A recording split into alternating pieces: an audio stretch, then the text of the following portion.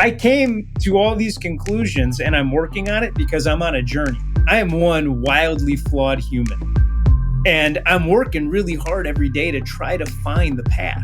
And I think what is amazing about your audience, because I've gotten to meet a lot of them, I think journeyers and seekers recognize other journeyers and seekers. And the three of you, I just want you to know, I listen. I'm a wild fan of what you're doing because I feel like you're all journeying and seeking.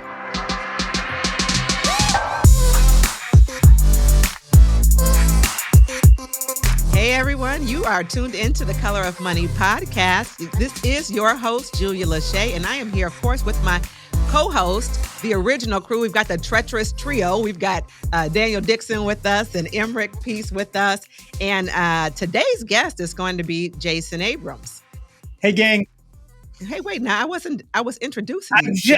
You don't know how excited I am about this podcast, Julia. You'll have to excuse me. Let me finish. I have a bio, but I'm not going to read it. If you don't know Jason Abrams, maybe you saw him on HGTV. What was your show called, Jason, since you want to participate in the intro? That's Scoring the Deal. But here's the only person that will have seen it is my mother. So I promise your audience has not seen it. He was on HGTV. He had a show called Scoring the Deal. It was with athletes and things like that. Maybe you've seen him on stage at Keller Williams Family Reunion and Mega Camp. Maybe you've seen him in the coaching and training space. He does own a coaching and training company. He is actually the head of industry for the largest real estate company in the world, Keller Williams Realty. And he's been a MAPS coach. He's also an OP. By now, you should know what that means because Daniel's an OP and Emmerich's an OP, and we've interviewed a lot of OPs, franchise owners. And what else, Jason? That sums it up. I mean, other than that, head of learning at KW, but it's enough already with all that. Well, here's the thing. You also are the podcast host of Keller Williams' newest podcast, Millionaire Real Estate Agent. And in fact, that's our topic today. We are going to talk to you about how to help our listeners become millionaire real estate agents. So welcome. Thank you for having me. By the way, this is one of those like longtime listener, first time caller. I'm a big fan of what y'all are doing. Thanks for being here. Jason, I think there's a lot of, I feel like misconceptions with agents in building wealth and selling a bunch of real estate and being a millionaire real estate and getting your GCI there versus investing and whatnot. When we think about a millionaire real estate agent, how does somebody get there? What do they need to do? What do they need to practice? Earning $1 million, investing $1 million, these are different things that we'll progress to, but I think earning $1 million is the first piece on how we actually get there. Yeah, well, I think that when you look at the book, on the cover of it, it says it's not about the money. And so the first thing that I would remind everybody, and you all know this instinctively, but for our audience, it isn't about the money. Being a millionaire real estate agent never was. The idea of life is to maximize your potential. That's what Gary Keller told me. And he's the one that wrote the book, The Millionaire Real Estate Agent. He says, we wake up every day and try to maximize our potential. And as soon as you get to that point, you then are forced to look up and say, okay, well, how do I do that? And ostensibly what you're asking then is, what's the model such that I maximize my potential? And Daniel, now we're into it. Because now you look up and say, okay, well, I'm not one-dimensional. So it isn't just about running a business that maximizes my potential. I'm going to have my key relationships. I'm going to have my spirituality. I'm going to have my mental health. I'm going to have my physical health. I delineate between the two of those things. I'm going to have my job. Like, what am I going to wake up and do every day? I'm going to have my wealth. I'm going to have my salary, which isn't my wealth. So now I got all these circles. And this is the concept that he and Jay Papasan, his authoring partner, talk about in the book, The One Thing, which is I have these circles of life.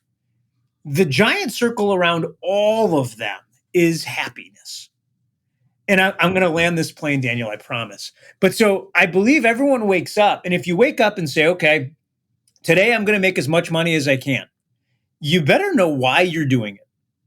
Or you'll wake up and say that long enough to feel completely burnt out because wealth doesn't solve burnout. All money does is give you more options. We're all going to drive a car. If you have enough money, you get to choose from a bunch of different cars. We're all going to live in a house. If you have a lot of money, you choose from any house you want. We're all going to go on a handful of vacations every year. All money does is allow you to decide where you're going to go and what the experience is going to be when you're going to get there. But if you fail to think about all the other pieces, then you just end up with options that feel empty. And so the path to fulfillment and the path to happiness is the path to your personal potential. And the only way to do it is this. Now I'm going to break it down. It's number one, you're going to have to think big in all of those parts, which means I don't set an annual goal for my spirituality. I set a lifetime goal and then check in with myself annually. I don't set a 1-year goal for how much money I'm going to make. I set a 5 or a 10-year goal, and I make sure I'm hitting all the right activities each day and each year. Once I'm thinking that way, now I'm going to need models. And this is something that everyone on this podcast is so fond of. I'm going to need models for my life and my business. That's what MREA is. Well, I see a lot of agents that will business plan. They'll set the goal, they'll set the intention, they'll do the 1, 3, 5. How do you check in? How do you continue to check in and make the pivots? Because it's one thing this time of year to say, I'm going to go make X amount of dollars next year. But then what? When are you looking at your 1, 3, 5? I believe you're the one that has it laminated and you're taking it everywhere with you because Gary will call you on it, right? Oh my gosh, everyone in this building has to carry it around. And if he catches you without it, good luck with that. But here's what I tell you. The vast majority of people that set annual goals abandon those goals within 17 days of the new year. Wow. The other half of the group abandoned them before March. Anyone ever join a gym in January? Like you know this is true. So why does that happen? It happens because the goal that they're setting probably overestimates the short term and underestimates the long term. And at Keller Williams, I don't really care if you have a good year. Like, I want you to. I care if you have a good career. I don't care if you have a happy relationship. I want you to have happy relationships. I don't care if you have a idea for this week about your spirituality. I need you to tie it to something bigger. So here's what I always say. If it's true that you can be anywhere you want to be within 5 years, maybe it's 10 years, pick something really big. Now we got to break it down into what we're going to do each year to get there. And then the easiest way to stay on track with it, Daniel, because you're going to have to line up your actions with your thinking, is simply to use a calendar and a 411. And I know everyone was rolling their eyes. They're like, no, give us the new content. Tell us something other than time management. Tell us something other than tracking our activities. Tell us something other than thinking big. And I got to tell you, if that's what you're looking for, then you might be an intellectual tourist. Meaning you might be waking up every day, have every new book on every new idea, and your life might be the exact same. And you want to wake up and think it has something to do with anything other than what the real problem is, which is there's a difference between tourism and advancement. Intellectual tourism is the quest for ideas. Intellectual advancement is the actions it takes to move those ideas forward. And so I like the person who didn't read any new books this year, but has a plan, at least, that they're going to put into place. Yeah.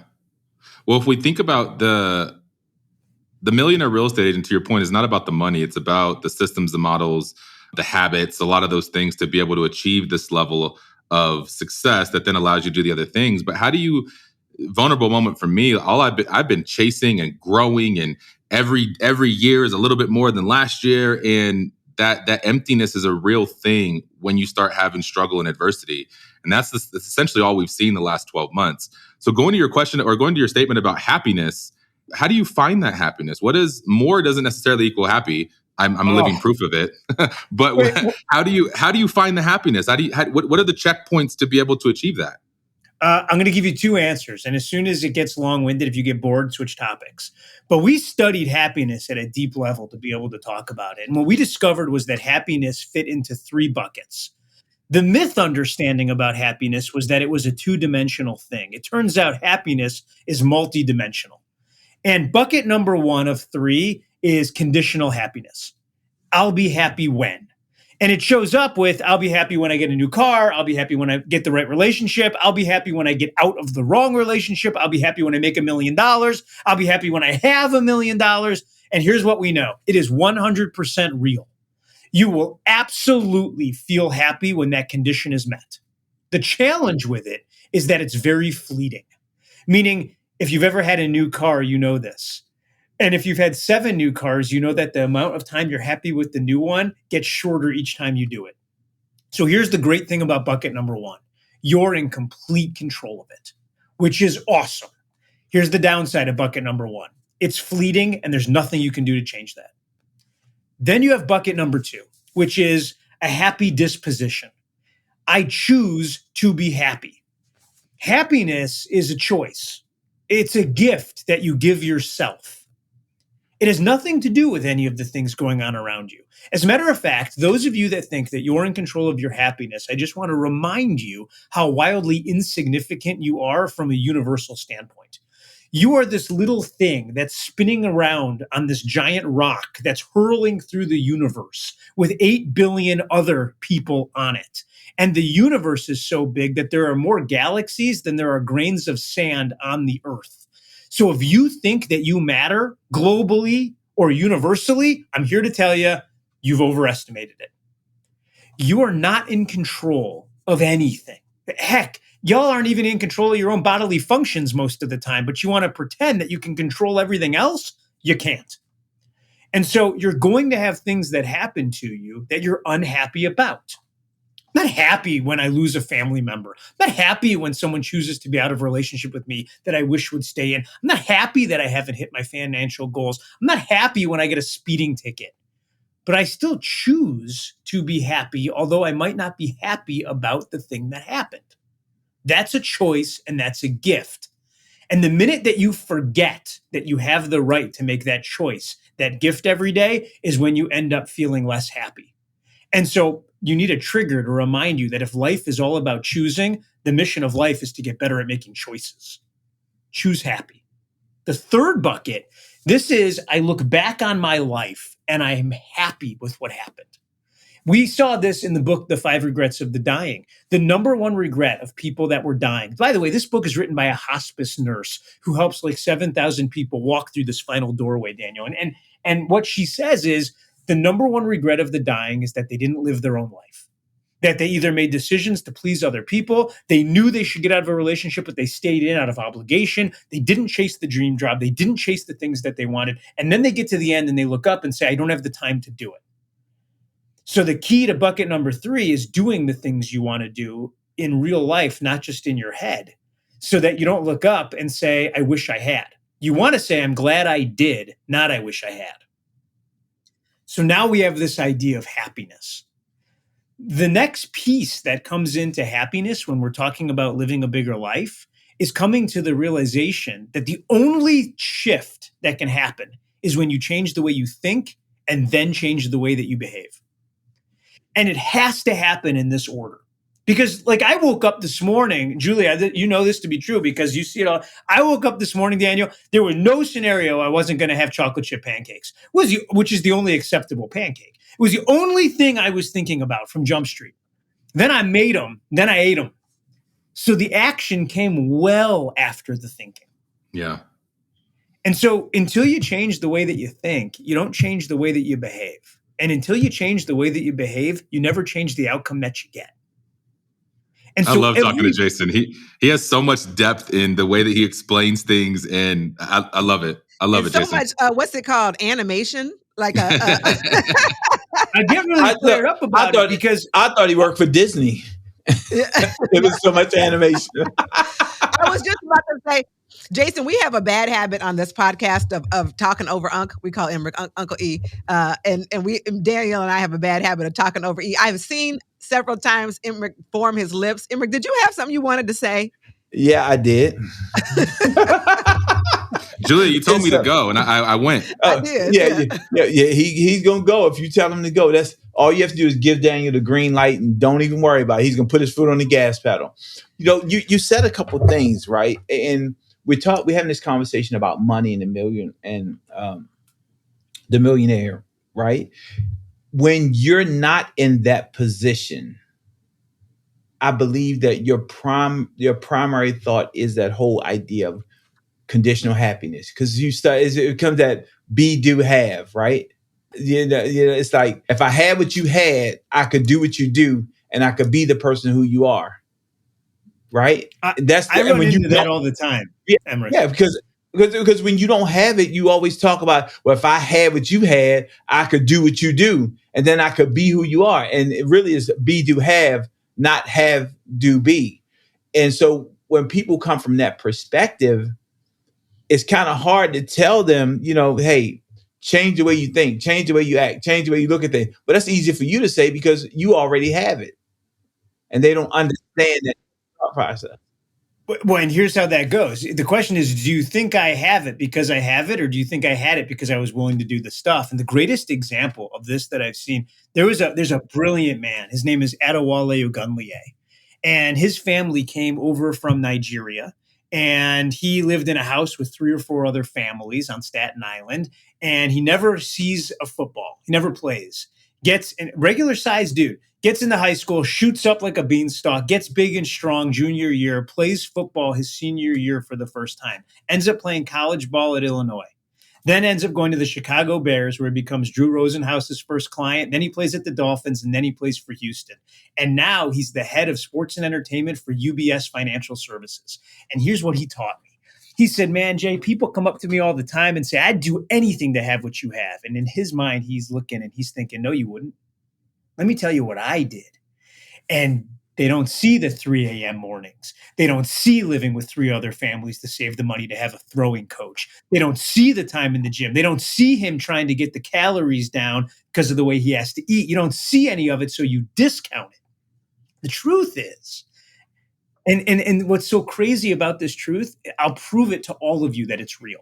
Those of you that think that you'll be happy when, I want you to consider this. I want you to think back to the last time that you were ravenously hungry. You were hungry. My guess for most of you listening, it wasn't because you had went 3 days without eating. You had went some period of time, probably very short compared to the rest of the world, and you were hungry. And then you sat down and you ate, and you felt fulfilled. Now, how long was it until you were hungry again? Until you were back at the kitchen eating Oreos out of the box? Ooh. It didn't take very long, did it? Telling our secrets of what happens here in the kitchen. Yeah. I'm telling you, that's how you know it's real.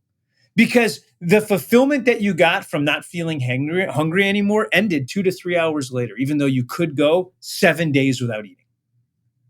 And Emmerich, that's the loop that people find themselves in, especially on the wealth journey, because people look up and on level number 1, you're fighting for security. I can pay my Tahoe payment. I can pay my bills. I can live in my house. I'm secure. I'm good. The next level that people think they want to be at is the most dangerous level of all. It's called comfort. And comfort level you hit, which is, I like the house I live in. I can pretty much drive what I want to drive. I'm not driving a Bugatti, but I can drive pretty much anything else. I can live where I want to live. I don't have to look at the cost when I go out to eat anymore. I can order anything on the menu, and I know it's not going to bounce. I feel good about it. I don't have to ask what the market price is. And when I go on vacation, I can pretty much travel the way that I want. I'm comfortable. Hitting bucket number 2 is what keeps the supermajority of people from ever hitting bucket number 3, which is wealth. And when you look around the world, there's very few wealthy people. We did a study on this, Emmerich. There's 22.5 million, what I would call rich people in the world.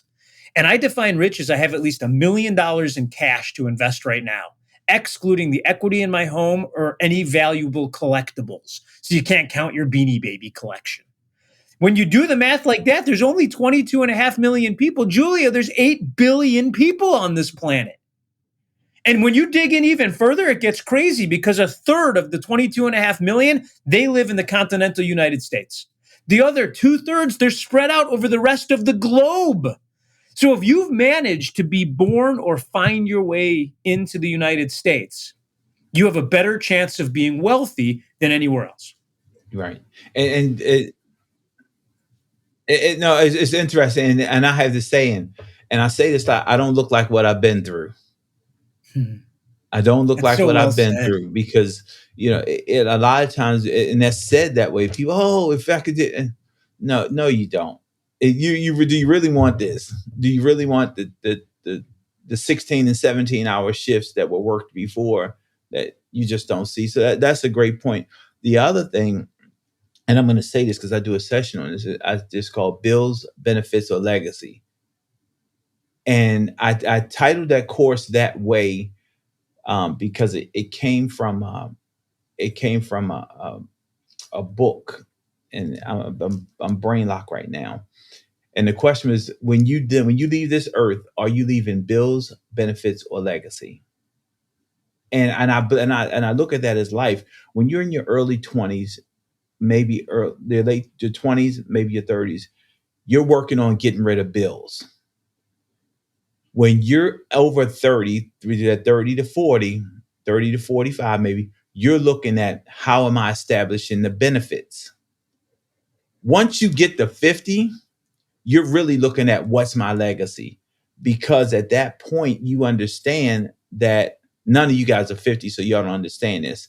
Once you get past 50, right, mortality becomes a real conversation for you because you understand that you have more years behind you than you do in front of you. And so in that place of establishing legacy, you're looking to hold that spot. So when we start talking about being a millionaire and this money journey, the things that you shouldn't, and correct me if this is what you're saying, the things that you're willing to do early on will dictate what you can do later. So the way that you look to pay your bills is gonna dictate what legacy you ultimately leave, because you got to pay your dues first in order to reap the benefits. Yeah, 100%. The book I think that you're quoting is called Build Your Legacy. And if you haven't read it, it's a fantastic book, and it walks through this way of thinking, and it lays out those things that you just did. Gary Keller always says this. He says that everybody in life gets a certain amount of money, whatever that money is, and it'll come to you by means of your value. Said differently, we call it value squared. The value you provide is in direct relation with the value that you receive. And so when you look up and you're providing an inordinate amount of value for people, you're going to be on the top end, you're going to make more money. Now, here's the key. Once you make, everyone gets to make the same dollar. Most people look up and say, this is awesome. I got 99 cents. I got 100 cents in my pocket. This is the greatest thing. 70 or 80 cents I get to go buy stuff with. 10 or 20 cents that's left, I get to invest. The investor, the full-time investor, which, by the way, every one of you that wants to be rich should start thinking of yourself as a full-time investor. The full-time investor wakes up and says, cool, I got 10 or 20 cents to spend on my life and 80 cents to invest. Now here we go. And if you start thinking that way in your teens, it's almost a mathematical certainty that you get where you want to go. But I don't want to discount starting to think about it later in life, because when I teach wealth, one of the number one things people say is, I'm too old. I just want you all to know, I just had a 76-year-old person go through a course that we teach on wealth. And they went through it 2 years ago. They laid out a 15-year wealth plan to be worth $7 million. And they called me the other day and they said that they're a year ahead. And I was really inspired by that, because here's somebody that looks up and says, look, I don't know when it's going to end. I do know I'm going to live every day like it isn't over. That matters. There was two things you said, Jason. Yes, on the last podcast, we had Sophia Chacon, OP in California. And that lady is just grateful for life. So she talked a lot about, she had a near-death experience, and she talked about, worrying about dying. Yes, she had a heart attack. Yeah, a LED heart attack. And she talked about continuing to worry about dying because she still has heart issues. But then she said, everybody's going to die. So I stopped worrying about it, and just decided that today I'm going to live, as full as possible. So that was great. If you haven't tuned into her episode, do that. But you also said something else. You talked about a class that you teach about wealth, and I'm glad you brought it up. We had Gabby on in a previous episode talk about 8 weeks to wealth. And so also, what I didn't say in your introduction is that you are one of the instructors for that 8 weeks to wealth course, which we promote heavily, that people should take. Can you briefly tell us what that is and what y'all talk about and why any listener would want to participate in that? Sure, but I don't want to turn it into a sales pitch. So here's what I'll tell you. I'll give you That's going to be hard for you, Jason. Well, I'll give you a 20-second of what the course is, but then I'll give you the one concept that I wish you'd all take away. That way everyone can say they learned something. The course is 8 weeks, breaking it down from I have no wealth plan to I have a wealth plan to make $50 million over 30 years. And we put in the pieces along the way. And there's two types of you out there. There's the one group that's thinking 50 million, I'm good with 5. And there's the other group that's thinking, I want to double that. Here's the thing. We pick big numbers so that we set big goals, so that we take big actions. But here's what I'll tell you, that a 30-year wealth plan of buying 1 or 2 homes a year as investments ends with you having $50 million. And we prove that math within the first 15 minutes of the course. So here's what I want everyone to learn and remember. Most of us are realtors. We sell houses to make dreams come true for people and make cash come true for us. That's how we get paid. We then take that cash and we buy one thing with it. Stuff that goes up in value and throws off positive cash flow. That's what we buy. If all you did was remember that from this podcast, you're winning. And if that's 100%. all you did in life, you'd win. The best exercise I think Brett's ever had me do was build that 30-year plan. And it took me a long time, and you had to do the calculations and all of the things, but you realize, like, man, the small things that you do today that continue to compound over time, if you can stay on that right track, is absolutely incredible. And I think one of the biggest mistakes I've made over the years as we've made that money is I bought things and they went up in value, but the game I should have been playing was cash flow. I should have been playing the cash flow game and not the flipping, not the have a bunch of cash game. And so all the listeners, like, the cash flow is, in my opinion, one of the most important pieces to building wealth, not how much money you have or how much money you make. No, yeah, it goes up in value and it throws off cash flow. Visiting your money is one of the biggest mistakes people make, and they visit it by way of selling or trying to hoard cash. The question I was about to say, Daniel, is that, like, I come from a place of where there was no money. So, well, I shouldn't say no money. I should say little money. Yeah. And so in that place of little money, you only think about how much money can I accumulate so that I never get back into that situation of not having money. Yeah. And the cash flow is not the big conversation, because the cash flow is only, hypothetically speaking, $1,000 a month. Well, I don't want $1,000 a month. I want $20,000 at a time, which is really hyperbolic discounting.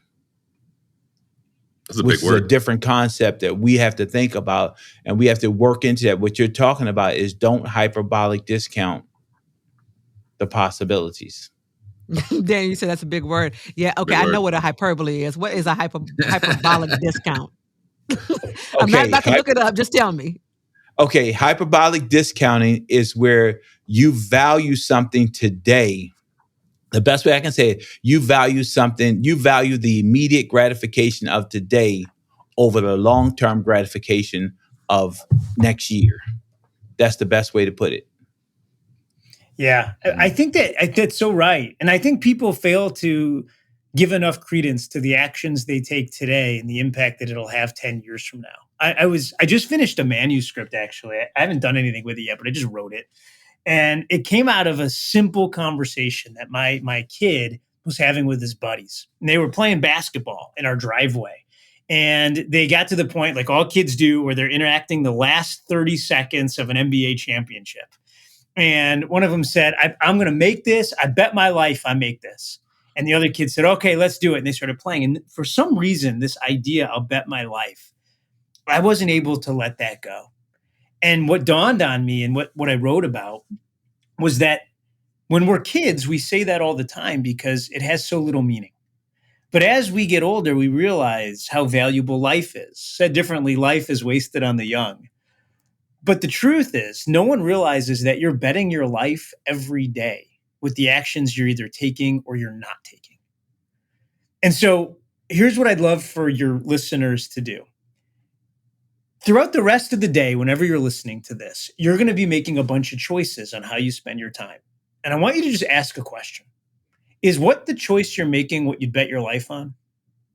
Because you're betting your financial life. For some of you, you're betting your health. You're betting your relationships. You're betting your spirituality. The things that you want are in direct relation to the time that you spend on them. Friends, you are betting your life every day, multiple times a day.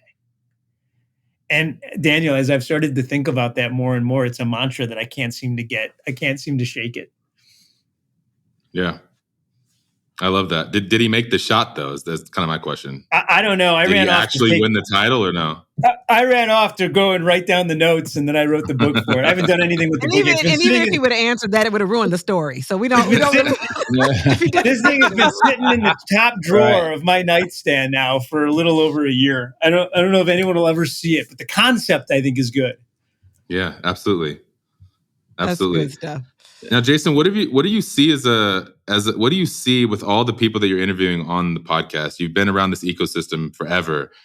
What are like the one or two things that you consistently see these people doing to be able to get to that income level? Because wealth can't happen until we get the money first. And so we've got to make the money to then be able to go do the good that we can do with the money. But what are one or two things that you consistently see these millionaire real estate agents or these teams or these solos doing that help them get out of that rat race and create that income? They all work really hard. I mean, across the board, like this idea, work smarter, not harder. Like I love all those pithy statements. Like I think it's great. I must be interviewing all the wrong people because they are all working their asses off, all of them. And that doesn't mean they're sacrificing their lives. It does mean they are wildly focused about the actions they're taking, and they're waking up every day and taking them. Well, you know what, Jason, and that comes back to this conversation. I'll do the things today that other people aren't willing to do so I can do the things tomorrow that other people can't do. That's a deep conversation right there. Yeah, 100%. So that's number one. Number two, every one of them can articulate how they make money. They all say to me, "This, if I'm an investor, this is how I take $1 and turn it into $4." And they can explain it fast. The ones that are running real estate teams can say, "This is our number one source of lead generation that closes. This is how we convert it. This is what they know their businesses. There's no guessing. They're not hoping to figure it out. They're not using the Ouija board method of real estate. If it feels good, I go that way." Like they are running models. And the third thing that I see is they're all, the wrong way to say it would be that they're risk takers. The right way to say it is that they're not safe harbors.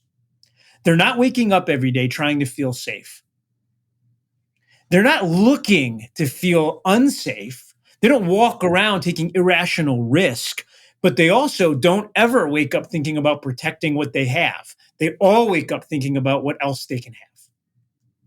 And that's been really instructional for me. I was going to say, that's really big, Jason. We've had a lot of conversations about mindset, and I know you started off this conversation about mindset, but no matter which episode you tune into, somebody is going to attribute their success to starting with the mindset of what that looks like. So I think that's very consistent in every conversation, yours and ours. Here's the shame of it.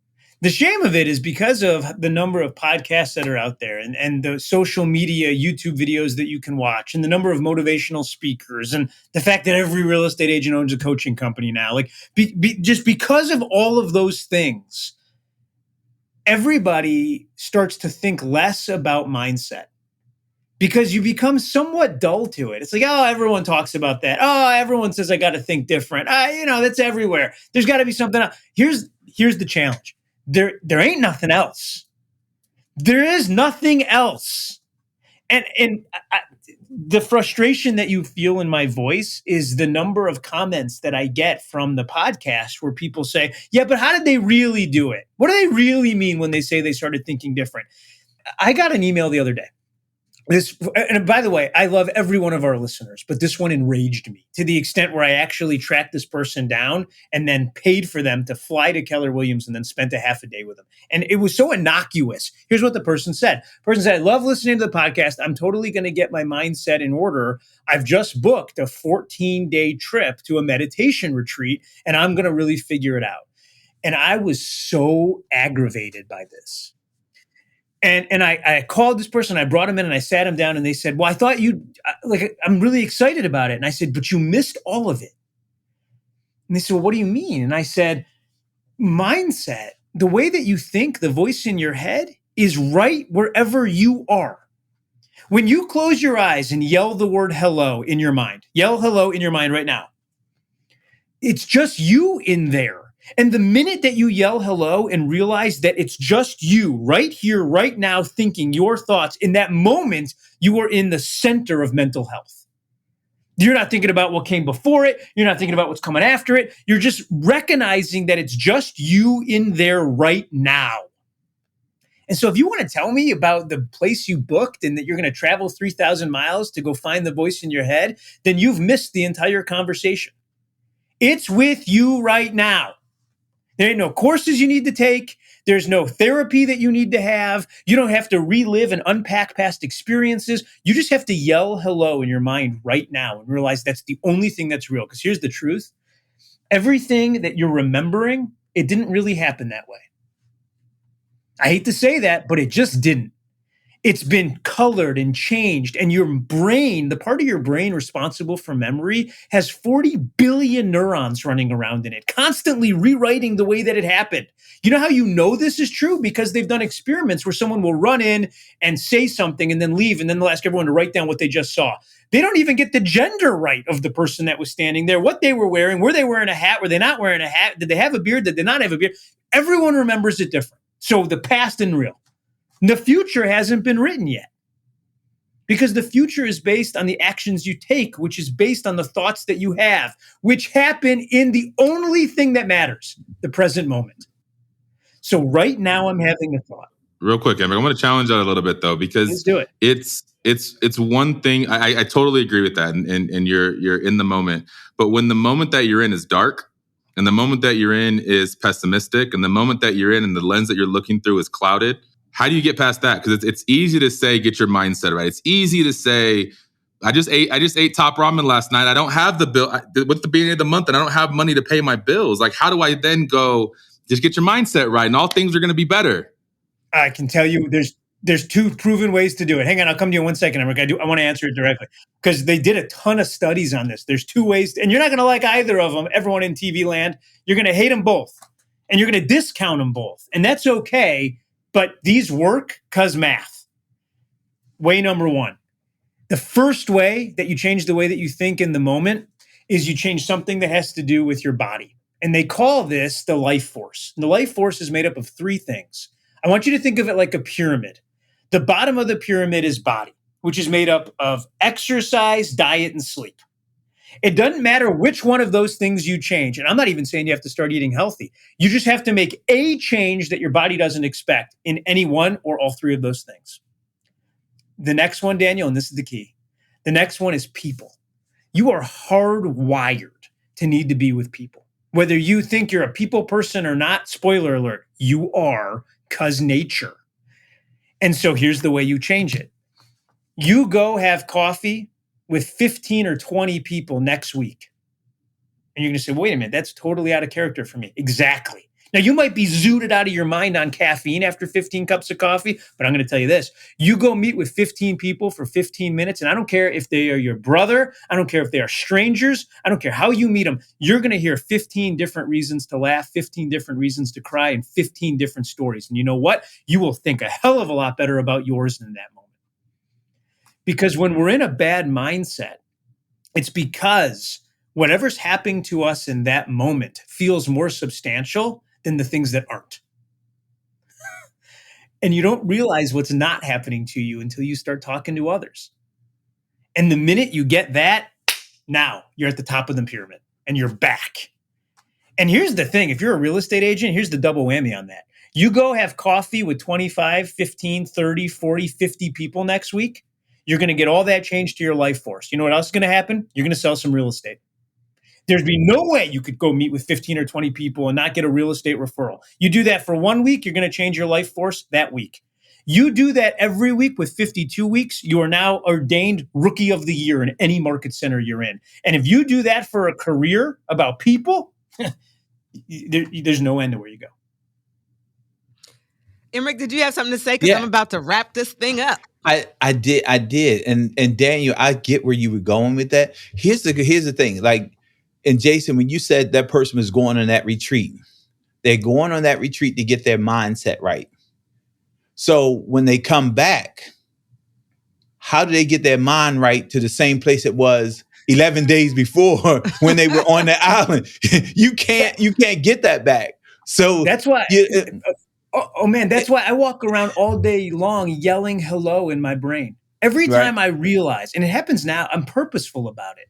Anytime I realize that my mind is just talking, or if I don't hear anything happening up there, I yell hello just to remind myself that it's just me here right now with me.